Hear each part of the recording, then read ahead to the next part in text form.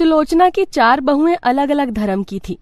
एक बहू हिंदू धर्म की रुचि, क्रिश्चियन धर्म की अलीना, मुस्लिम धर्म की हयात, पंजाबी धर्म की जसलीन, जो कि काफी अच्छी थी। सुलोचना खुद से बात करते हुए कहती है, मेरे एक भी बेटे ने मेरी बात नहीं सुनी, अपनी अपनी पसंद की बहुएं ला कर रख दी और चारों बहुएं अलग अलग धर्म की। बस मेरा छोटा वाला बेटा राहुल ही बचा है जिसकी शादी होनी है, लेकिन मैं उसकी शादी किसी दूसरे धर्म की लड़की से नहीं करवाने वाली। मैं अपनी पसंद की लड़की से ही राहुल की शादी करवाऊंगी।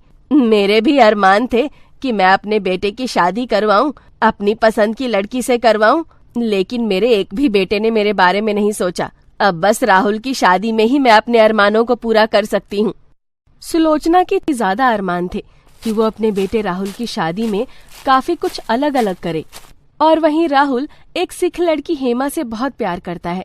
हेमा राहुल को समझाते हुए बोलती है, राहुल तुम समझ क्यों नहीं रहे? अरे हम दोनों अलग अलग धर्म के हैं, हम दोनों एक दूसरे से प्यार तो कर सकते हैं, लेकिन शादी हमारे लिए मुश्किल हो जाएगी। तुम्हारे घर वाले नहीं मानेंगे, मेरे घर वाले नहीं मानेंगे, और हम अपने परिवार वालों को निराश करके उनके अरमानों को ठेस पहुंचाकर एक दूसरे से शादी नहीं कर सकते। हमें उनके बारे में भी तो सोचना होगा। उन्होंने आज तक हमारे लिए कितना कुछ किया है, और अब हम ही उनके बारे में नहीं सोचें, ये तो बिल्कुल अच्छा नहीं लगेगा ना। तुम बिल्कुल सही कह रही हो और तुम्हारी सारी बातों से सहमत हूँ मैं, लेकिन जब हम दोनों एक दूसरे से इतना प्यार करते हैं तो हम दोनों एक दूसरे से शादी ही करेंगे ना। देखो, अगर प्यार आसानी से मिल जाए तो भी बहुत अच्छी बात है, लेकिन अगर उसमें कठिनाई आए तो इसका मतलब ये नहीं है कि हमें अपने प्यार से ही दूर चले जाना चाहिए। मैं तुमसे इतना प्यार करता हूँ, मैं तुम्हें किसी और के साथ नहीं देख सकता। मैं तुम्हारे लिए अपने परिवार को मना लूंगा और मुझे यकीन है कि मेरे परिवार वाले भी मान जाएंगे। मैं भी तुमसे बहुत प्यार करती हूँ, मैं भी तुमसे दूर नहीं रह सकती कि तुमसे दूर रहना मेरे लिए कितना मुश्किल होगा। लेकिन मुझे ये भी लगता है कि हमें अपने परिवार वालों के बारे में भी सोचना चाहिए। आज तक तो हम अपने परिवार वालों के बारे में नहीं सोच रहे थे ना, लेकिन अब मेरे घर वाले मुझ पर दबाव डाल रहे हैं कि मेरी शादी करवाएंगे, और मैं नहीं चाहती कि मेरी वजह से तुम्हें जरा से भी ठेस पहुँचे। इसलिए अब हमें अलग हो जाना चाहिए। तुम अपने परिवार पर ध्यान दो और मैं अपने परिवार पर ध्यान दूंगी। ये तुम बहुत गलत कह रही हो। मेरे घर में मेरी सारी भाभियां अलग अलग धर्म की हैं। मैं तुम्हें विश्वास दिलाता हूँ कि मैं अपने परिवार वालों को मना लूंगा, तुम्हारे परिवार वालों को भी मना लूंगा। अगर तुम मेरे साथ छोड़ दोगी तो मैं क्या करूंगा? कम से कम मेरा साथ तो दो ताकि मैं सबको मना पाऊं। देखो, प्यार करना बहुत आसान था, लेकिन प्यार को कामयाब बनाना बहुत मुश्किल होता है, और मुश्किल से ही हमें लड़ना है। अगर तुम मेरा साथ दोगी तो हम लोग मुश्किल से आराम से लड़ लेंगे।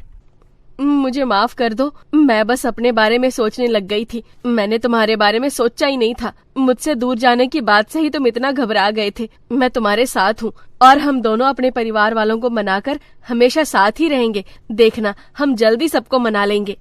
हेमा और राहुल अब दोनों ही अपने परिवार वालों को मनाते हैं और परिवार वालों की रजामंदी से शादी कर लेते हैं। सुलोचना की 5वीं बहू सिख आ जाती है और सुलोचना के अरमानों पर पानी भी फेर देती है। सुलोचना अपनी बहू से खुश तो थी, लेकिन सुलोचना को कहीं न कहीं बहुत सी बातें खाई जा रही थी। कुछ दिनों बाद पड़ोसन उमा सुलोचना के पास आती है और बोलती है, क्या बात है सुलोचना, आखिरकार आस पड़ोस वाले लोगों की बात सच ही निकल गई। तेरी 5वीं बहू भी अलग धर्म की ही आई। वैसे कुछ भी हो, तूने पता नहीं कितने सपने देखे होंगे अपने बेटों की शादी के लिए, लेकिन तेरे एक भी बेटे की शादी तेरे पसंद की लड़की से नहीं हुई, और बहुएं भी तो अलग अलग धर्म की आई हैं। तो खुश तो है ना अपनी बहुओं के साथ? तू यहाँ मेरी खुशी पूछने आई है या फिर अपनी पार्टी का बंदोबस्त करने के लिए आई है? मुझे अच्छे से पता है तू यहाँ क्यों आई है, इसलिए ज्यादा घुमा फिरा कर बातें मत कर। जो भी बात है सीधा सीधा बोलना। मैं तो बस ये कहने आई हूँ कि अब तो तेरे 5 बेटों की शादी हो गई है। घर में कोई दावत का तो प्रोग्राम बना। आस पड़ोस के लोग तेरे घर की दावत का इंतजार कर रहे हैं। 5 धर्म की बहू आई हैं। 5 धर्म की बहू अगर खाना बनाएंगी तो अलग अलग व्यंजन खाने को मिलेंगे। बता तो सही, दावत कब रख रही है? मुझे कुछ नहीं पता। मेरी मर्जी से इस घर में कुछ नहीं हो रहा है, इसलिए मुझसे कुछ मत पूछ। अगर तुझे दावत का प्रोग्राम जानना है तो जाकर मेरी 5 बहुओं से पूछ ले। लेकिन मुझे अपनी बहुओं से कोई शिकायत नहीं है, लेकिन मैं खुश भी नहीं हूँ। मैं करूँ भी तो क्या करूँ? मेरे बेटों ने मेरी नहीं सुनी तो मैं बहू से कैसे शिकायत करूँ? और वैसे भी दावत का तो बिल्कुल भी मन नहीं है। 4 लोग आएंगे, 4 सवाल करेंगे, इससे अच्छा तो कोई दावत ही ना हो। सुलोचना काफी उदास रहने लगी थी। ये सब उसकी 5 बहुएं काफी नोटिस कर रही थी।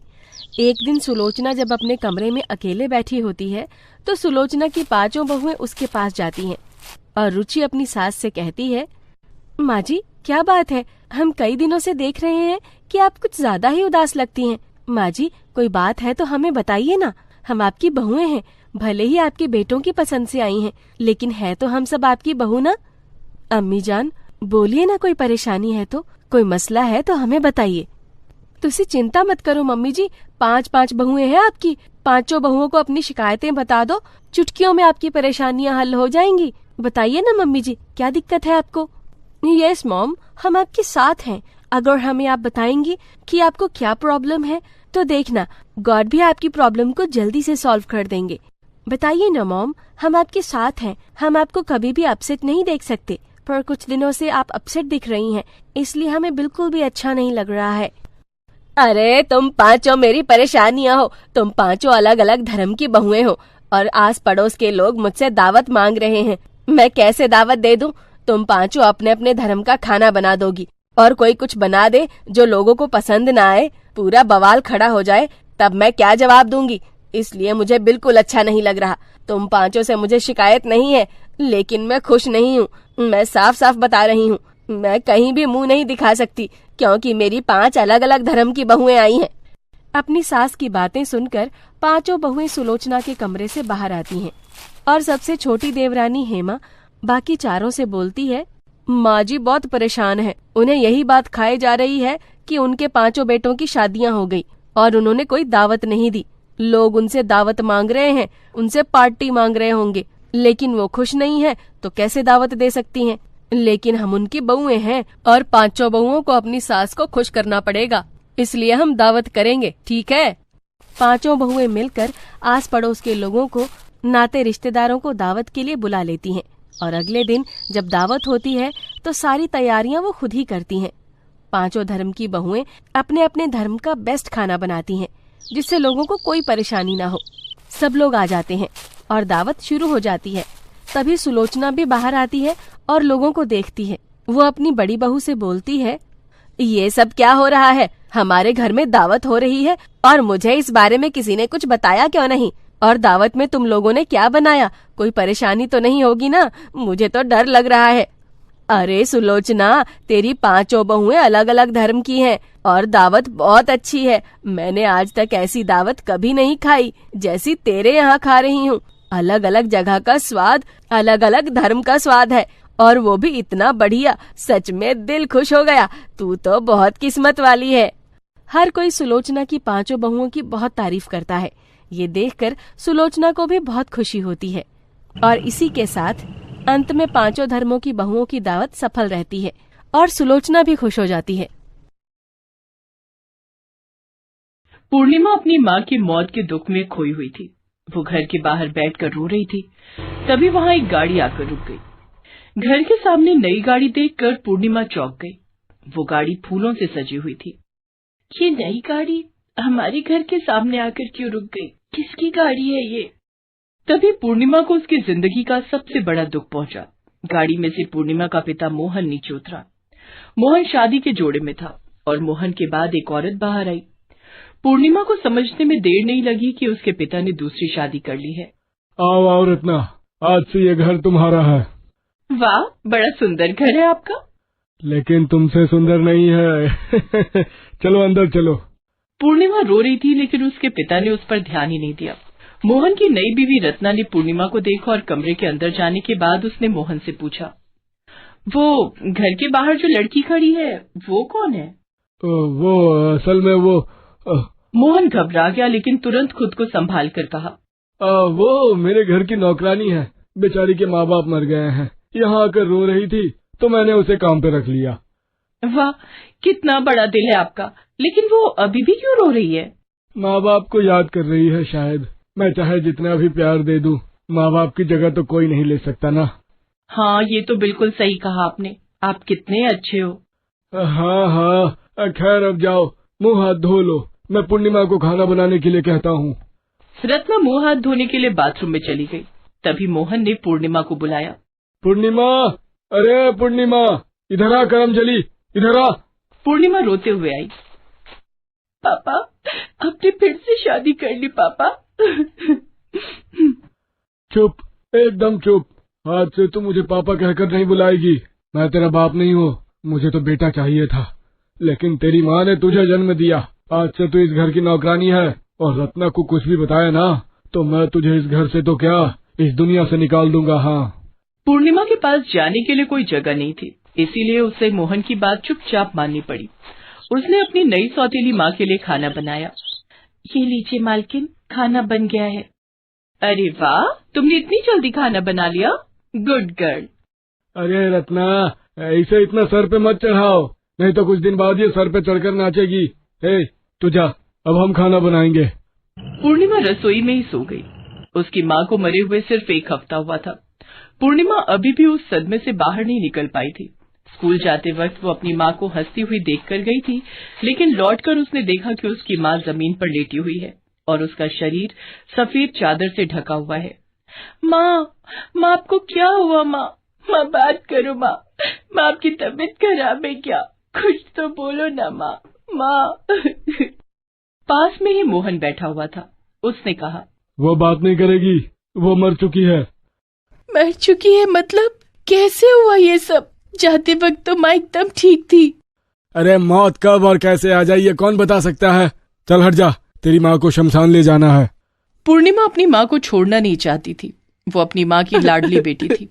उसकी माँ उससे बहुत प्यार करती थी। वो अपनी माँ की डेड बॉडी को जोर से पकड़े हुए थे, लेकिन मोहन ने जबरदस्ती पूर्णिमा को वहां से हटा दिया और घर के बाहर फेंक दिया, और फिर डेड बॉडी लेकर वहां से चला गया। उसके बाद पूर्णिमा ने और कभी अपनी माँ को नहीं देखा। आज रसोई में सोए हुए पूर्णिमा यही सब सोच रही थी और रो रही थी। माँ, काश मैं उस दिन स्कूल ना गई होती तो आज आप जिंदा होती। मुझे पता है मैं घर पर रहती ना तो मैं आपको बचा लेती, नहीं तो मैं भी आपके साथ चली जाती। माँ, अब कहाँ हो माँ, अब कहाँ हो? इतनी सी उम्र में माँ को खोने का दुख क्या होता है वो सिर्फ उसे ही पता होता है जिसने अपनी माँ को खोया हो। ऊपर से अब पूर्णिमा की नई सौतेली माँ आ चुकी थी। उसे पूर्णिमा बता भी नहीं सकती थी कि असल में वो इस घर की बेटी है। दिन बीतने लगे। धीरे धीरे मोहन ने रत्ना के मन में भी जहर घोल दिया। रत्ना पहले पहले तो पूर्णिमा के साथ अच्छा बर्ताव करती थी, लेकिन धीरे धीरे वो भी पूर्णिमा से दिन रात बस काम करवाने लगी। पूर्णिमा सुबह से उठकर घर का काम करती थी और फिर स्कूल जाती थी। स्कूल से लौटकर रात तक वो फिर से घर का काम करती थी। इसी तरह दिन बीत रहा था। पूर्णिमा को कम से कम स्कूल में तो थोड़ा आराम मिलता था, लेकिन मोहन को तो बस एक ही चीज से मतलब था, उसे बेटा चाहिए था। कुछ ही दिन में रत्ना गर्भवती हो गई और मोहन ने उससे कहा, सुनो रत्ना, अब से तुम केवल नहाने और बाथरूम जाने के लिए बिस्तर से उठोगी, बाकी समय बिस्तर पर ही रहोगी, समझ गई? अच्छा, और बिस्तर पर मुझे खाना लाकर कौन देगा? क्यों, पूर्णिमा है ना? वो तो स्कूल चली जाती है। हाँ तो नहीं जाएगी स्कूल, वैसे भी पढ़ के क्या ही उखाड़ लेगी। पूर्णिमा, आज से तेरा स्कूल बंद। आज से तू बस रत्ना का ख्याल रखेगी, समझ गई? पूर्णिमा को पढ़ाई लिखाई करने में मजा आता था, लेकिन वो भी उससे छीन लिया गया। वो रत्ना की सेवा करती रही। पूर्णिमा की जिंदगी बर्बाद हो गई। पूर्णिमा, मेरे लिए गर्म पानी लेकर आ। लाई मालकिन। और हाँ, मुझे भूख लगी है, मेरे लिए रोटी और बैंगन का भरता बनाकर ला। लेकिन मैंने तो दाल चावल बना लिया है मालकिन, आप ही ने तो कहा था दाल चावल बनाने के लिए। हाँ, तब दाल चावल खाने का मन हो रहा था, लेकिन अभी रोटी और बैंगन का भरता खाने का मन हो रहा है। जा लेकर आ। पूर्णिमा, रत्ना जो बोल रही है वो चुपचाप कर, नहीं तो। अभी रोटी और बैंगन भरता लाती हूँ मालकिन। हाँ, लेकिन उससे पहले मुझे 1 कप चाय देकर जाना। ठीक है मालकिन, अभी लाती हूँ चाय। वो पूरा दिन रत्ना और मोहन की फरमाइश सुनती थी और रात को रसोई में सो जाती थी। कभी कभी उसे खाना भी नहीं मिलता था। वो सोए हुए बस अपनी माँ को याद करती थी। माँ, आप मुझे लेकर क्यों नहीं गई? माँ, मैं अकेली यहाँ बहुत दुखी हूँ। रत्ना को गर्भवती हुए 8 महीने हो चुके थे। मोहन बेसब्री से उसकी डिलीवरी का इंतजार कर रहा था। कुछ दिन बाद रत्ना के पेट में दर्द शुरू हुआ। लेबर पेन की वजह से उसे अस्पताल में भर्ती होना पड़ा। इधर पूर्णिमा घर संभालने लगी। एक रात पूर्णिमा सोई हुई थी, तभी उसके सपने में उसकी माँ आई। बेटी, मैं कहीं नहीं गई हूँ, मैं यही हूँ, तेरे पास, तेरे दिल में। बेटी, फिर से एक बड़ा खतरा आने वाला है, तू सतर्क रहना, तुझे होशियारी से काम लेना है। सतर्क रहना बेटी, सतर्क रहना। पूर्णिमा की नींद टूट गई। माँ मुझे सतर्क रहने के लिए क्यों कह रही थी? क्या खतरा आने वाला है? नहीं, मुझे सतर्क रहना ही होगा। अगले ही दिन अस्पताल में रत्ना ने एक लड़की को जन्म दिया और उसे लेकर घर चली आई। रत्ना बहुत खुश थी, लेकिन मोहन गुस्से से लाल हो गया था। फिर से बेटी, लगता है ये रत्ना भी लड़का नहीं पैदा कर सकती, अब इसे भी मारना पड़ेगा। मोहन ने दुकान से मिठाई खरीदी और उसमें जहरीली दवाई मिला दी, लेकिन उसे ये मिलाते हुए पूर्णिमा ने देख लिया। मोहन ने मिठाई का डिब्बा रत्ना को दिया और कहा, ये लो रत्ना, मिठाई लाया हूँ, मेरे यहाँ से जाने के बाद खा लेना। हाँ। मोहन चला गया। रत्ना जैसे ही मिठाई खाने को गई, वैसे ही पूर्णिमा दौड़कर आई और मिठाई फेंक दी। ये क्या किया तूने? आपकी जान बचाई। पूर्णिमा ने अब रत्ना को सब कुछ सच सच बता दिया। क्या तू उनकी बेटी है? तेरी माँ मर गई है, वो मुझे भी मारना चाहते थे। हाँ माँ, मैंने अपनी आंखों से देखा, लगता है मेरी माँ को भी पापा ने ऐसे ही मारा है। मेरे दिमाग में एक आइडिया है, आप और मैं मरने का नाटक करके पड़े रहते हैं और मोबाइल का कैमरा ऑन करके रख देते हैं। दोनों ने वही किया। कुछ ही मिनट के बाद मोहन वहां आया। मर गए दोनों। हाँ, इसी तरह पूर्णिमा की माँ को भी मारा था मैंने। अब मैं फिर से शादी करूंगा, मुझे बेटा ही चाहिए। तभी पूर्णिमा और रत्ना दोनों उठ गई। सब कुछ रिकॉर्ड हो चुका है, पुलिस भी आती ही होगी, आपका भांडा फूट गया है। पूर्णिमा की वजह से मोहन पकड़ा गया। पुलिस ने उसे अरेस्ट कर लिया। पूर्णिमा ने रत्ना को माँ कहकर पुकारा और माँ बेटी खुशी खुशी रहने लगी।